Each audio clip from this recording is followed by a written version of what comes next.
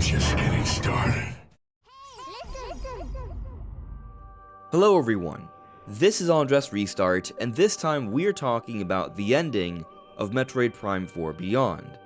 Perhaps you played through the game, you saw the end, and you're left wondering what exactly happened. Is there something you may have missed? Is there some sort of hidden meaning? Is this just a cliffhanger? Or is there going to be more? And I think there is going to be more. I think there is a hidden meaning, and that's what I'm going to be explaining today.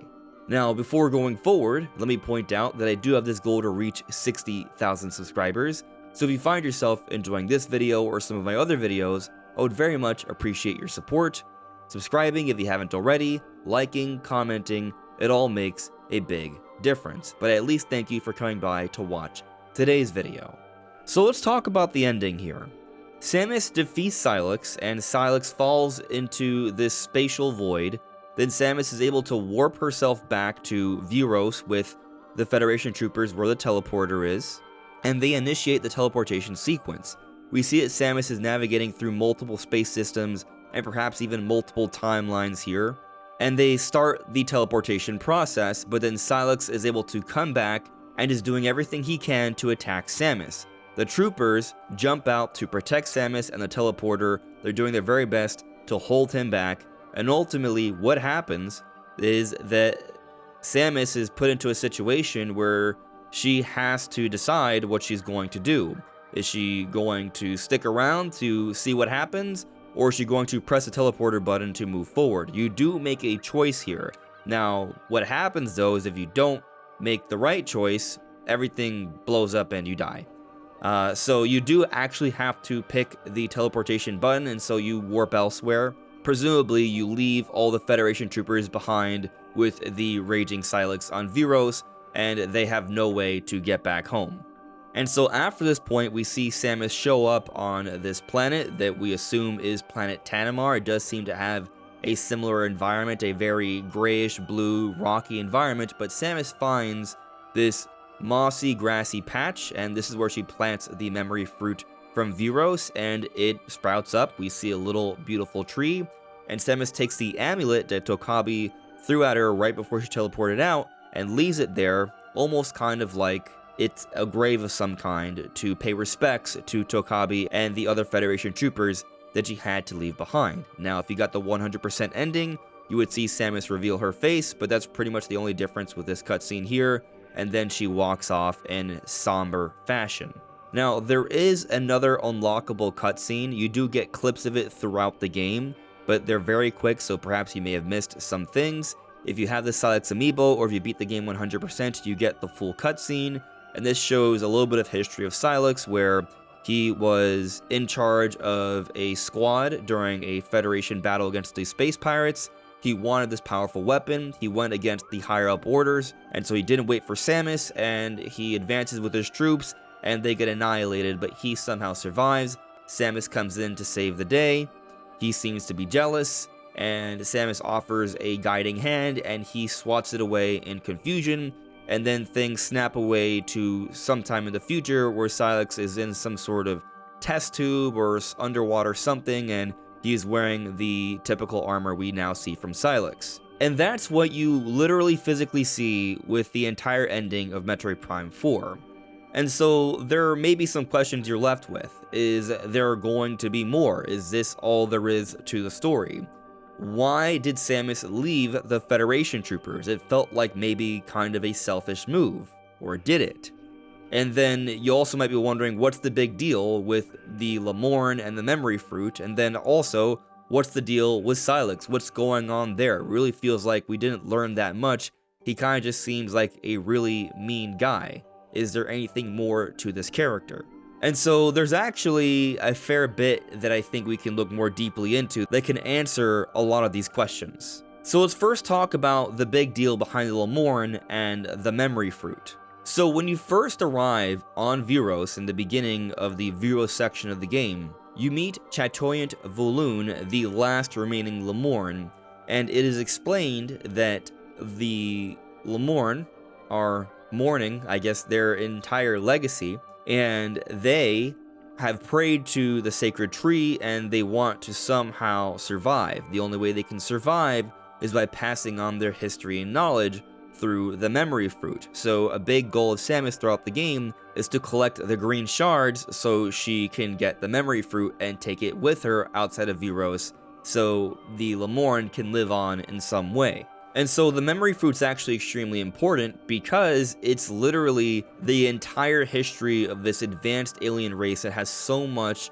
to spread to the rest of the world. So there's extreme value there. Lives can be saved, advancements like technology and civilization can be had, so it is extremely important. But I do think it goes a bit deeper than that, because there is a little bit of a scene when we're in the final sequence of the game, when the Federation troopers do see that Samus is listening in to the final message of the Lamorn, and the Federation troopers, Armstrong and Duke specifically, are referencing how Samus might be feeling.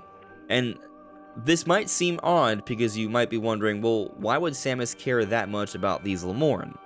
But I think what some people may be missing here is that Lamorn bear a strong resemblance in terms of how they operate to the Chozo. The Chozo are another ancient, advanced alien race that had a lot of knowledge to impart, and they were lost. The Chozo raised Samus from a little child into who she has become in the Metroid games. And so from this perspective, I think it makes a lot more sense to think that Samus would care a lot more about the Lamorn than just anyone. But even if she didn't, if you just think about what the Lamorn offer, then clearly it is important to get that memory fruit and take it to a new world so their history and knowledge can benefit the future. But then even with that in mind, you may not feel all that great about leaving the Federation troopers behind. Throughout the entire game, you get to know them a little bit more, you may have grown connected to them, and so it seems kind of sad to just leave them, presumably, to die on Viros when you teleport away. And this wasn't what Samus wanted, but she was ultimately left with no choice. If you do not make the decision to teleport away, you all die. Everyone dies. So in that moment, the teleporter button had to be pressed, it had to be done. She needed to teleport away, and she needed to get the memory fruit out of there. She needed to leave. It was not done for selfish reasons. Samus is a very selfless character.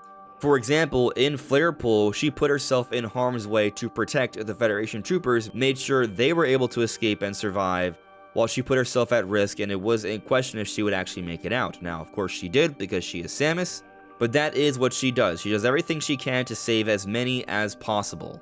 But in this situation, similar to how the Federation troopers had to respect her decision to sacrifice herself to save them, Samus was in a position where she had to choose to support their decisions to sacrifice themselves to save her. So she had no choice in the matter. It was death or saving the memory fruit and passing on the history and knowledge of this Lamorn race that would benefit essentially all of humanity. But then what about Sylux? From what we've seen of Sylux's past, it kind of just seems like Sylux is someone who was pursuing power, didn't have respect for his superiors, the higher-ups, and just wanted to bask in more of the glory similar to Samus, and he was jealous of Samus, he wanted to surpass Samus. That seems to be a big piece to his character, and that ultimately led him to pursuing more power and becoming the Sylux we know today. Which just kind of makes him seem like kind of a shallow villain. But I do think there is more going on here. So if you do take a moment to scan Sylux at the end to get the 100% and you read through his logbook entry, there's a part that says, he then began attacking Galactic Federation research facilities one after another, and in the process used the information technology he gathered to upgrade his suit and weapons. Presumably, that's the key word here, he attacked the UTO Research Center on planet Tanar with the same intent and did not expect to encounter Samus Aran. So what's interesting here about his logbook entry is that they choose to use the word presumably. And this is actually a big deal, because what it means is that with the evidence presented, this is what we can extrapolate. This is what we can understand with what we know so far. There is an implication that there might be a little bit more to the story that we do not understand. And so I find this interesting because I remember analyzing the initial meeting between Samus and Sylux from what we've seen of Metroid Prime 4 at the UTO Research Center, and we do see that Sylux blasts away in the general direction of Samus, and instead of hitting Samus, the teleporter is what is hit, which leads to them all being teleported over to Vuros. And there have been debates had here, but my initial interpretation of what happened here is that Sylux, who is depicted as a deadly sharpshooter, one who has great accuracy in his shots, it would be weird for the first time we see him shooting in this game to be missing Samus and accidentally hitting the important artifact instead. The way I looked at that scene, I thought perhaps the way things were presented, it almost looked like Sylux was aiming a little bit to the right to Samus, who wasn't actually standing directly in front of the teleporter, and she attempts to dodge the attack, but in actuality, the attack hit what was always intended to be hit, which was the teleporter. Now, the issue with this theory is that we have since seen that when you scan the teleporter at the UTO Research Center during the Abrax boss battle, it is said that the Federation does not really have much understanding of what this artifact can do. So while it has been theorized that Sylux has some sort of intel because he used to work for the Federation, and he's continually able to break into different Federation outposts and such, that he can maybe hack into their information and see what's going on, so maybe he could have learned about the artifact, but since the Federation themselves doesn't know what the artifact actually is, why would Sylux care that much about the artifact? So that whole theory about him having actually a planned attack specifically here for the artifact doesn't seem to hold weight from just that information. However, when we take a moment to consider this logbook entry and how it's implying that only from the information we have so far it seems like this is what's going on, I then start thinking, well, could there actually be more? And we actually did learn something extremely interesting that is suggesting more beyond Metroid Prime 4. No pun intended there. But Chatoyant Valoon tells us, actually on multiple occasions, that he is the last of the 13 Lamorn they were housed in Chrono Tower after the Great Tragedy. The Great Tragedy being when all the Lamorn were mutated into these crazed grievers. And so essentially this Great Tragedy was the end of the Lamorn, and they were trying to find a way to get to the Chosen One that could save them. And so Samus is treated as the Chosen One from our point of view as we're playing through the game, but there might be a little bit more here. Chatoyant Valoon does explain that eventually the other 12 remaining Lamorn leave Vuros in search of the Chosen One.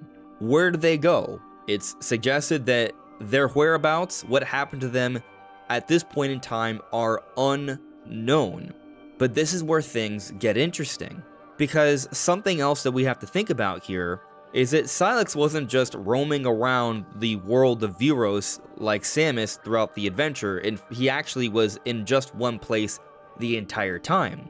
Sylux was inside the pod from the beginning in Chrono Tower.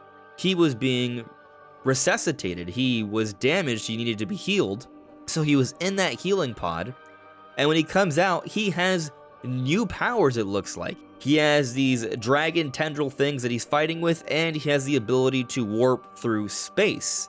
These are abilities that seem to have been obtained from the Lamorn technology. Not to mention, Samus has the Psychic Gem, but she has these intense headaches or migraines, and during these moments throughout the game, she's seeing the past through essentially the perspective of Sylux. So there appears to be a psychic connection here, which would also then imply that it wasn't just Samus that received psychic abilities, but also Sylux. When we consider these memories that seem to be connected, and all of these powers he seems to have gone, and that he was resuscitated inside the healing pod, and was housed in Chrono Tower this entire time, I am then led to wonder, how does he have all this access? How was he blessed with all these powers if he wasn't the Chosen One? So I think there's actually got to be more going on here. Was he just conveniently transferred over to Chrono Tower just like Samus? Or was there an actual reason behind this? Is it not possible that maybe somehow Sylux obtained some type of information or communication from one of the other 12 Lamorn that left out to find a chosen one to save them. When we also consider that there is literally the existence of the artifact at the beginning of the game that's on Tanar and not on Viros, that's Lamorn technology, how did that get there? That does show that there are things presumably out there where maybe Sylux could find something else that could connect him to the Lamorn and what's been going on. So I am led to think that those 12 Lamorn that escaped and went to find the Chosen One, Sylux made contact in some form with at least one of them, which led him to the artifact, which led him to actually aiming at the artifact, causing the teleportation to Viros. This is the intent, and then when he was there, he was actually more there than Samus, because he wasn't just outside the tower, he was already inside the tower, using the healing pod, being blessed with more powers, perhaps even more so than Samus, and was controlling things from Chrono Tower as well. We saw the force field, we saw the different Cybots being transformed into mirages of Sylux, so it seemed like Sylux was controlling a lot from far away. How else would he be able to do this unless he had some sort of prior understanding or connection to the Lamorn leading to this moment? So there's a possibility that Sylux might have actually been the Chosen One. Now, this may seem kind of silly to think because Sylux is, at least from what we've seen so far, a pretty bad guy and wouldn't be one to save the Lamorn, but his actions are ultimately what led to Samus acquiring the memory fruit and preserving their history and knowledge. If Sylux didn't do what he did, Samus would have never found herself on Viros meeting what was left of Lamorn to save them. This could be kind of like an Anakin Skywalker kind of thing, where Anakin Skywalker is the Chosen One, but he's not the Chosen One because he's a great guy, but his actions ultimately lead to the balancing of the Force. Sylux may not be a great guy, but his actions ultimately led to the saving of the history and knowledge of the Lamorn race. I think that's a possibility there. It's also possible that of the 12 Lamorn that got out there, one of them just mistakenly thought Sylux might be a Chosen One and just granted him access. Or perhaps one of the Lamorn was actually a traitor, or another weird possibility is that maybe Sylux isn't so bad after all. And yeah, that may be very hard to believe, but I do want to point out that when Samus does defeat Sylux and he's about to fall off, Samus does want to save him. Samus has never wanted to save Kraid or Ridley or any other space pirate, but she did want to save Sylux there at the end. So there could be something else there. That part is not clear, but this is what is clear. Sylux already has the ability to warp through space. So the idea that Sylux is trapped on Viros forever doesn't seem likely because he's already shown the ability to get out there without the use of a teleporter. And we also know that there are other Lamorn out there and it's not explained what happened to them. It's just brought up that there are 12 other Lamorn that escaped Viros, and the game even goes through the trouble of actually talking about some of their names and what they can do, such as Shay, the one who created the teleporter and has a great understanding of traversal through space and time.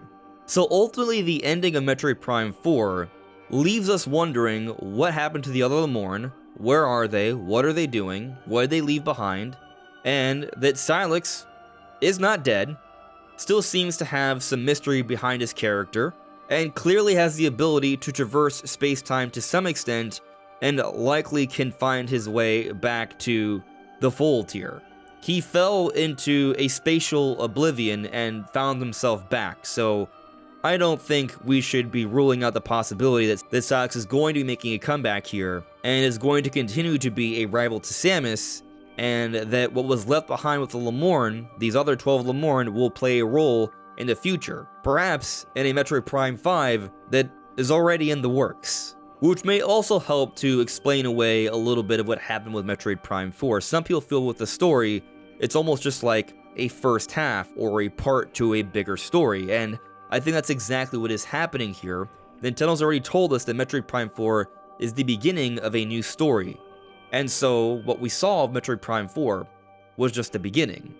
There's going to be more. So hopefully that more doesn't take another 18 years and is in the works already. But that is the explanation for the ending of Metroid Prime 4 Beyond. What do you all think? Let me know in the comments below. This is AndresRestart. Thank you so much for listening and watching, and I will see you all really soon. Take care. Bye.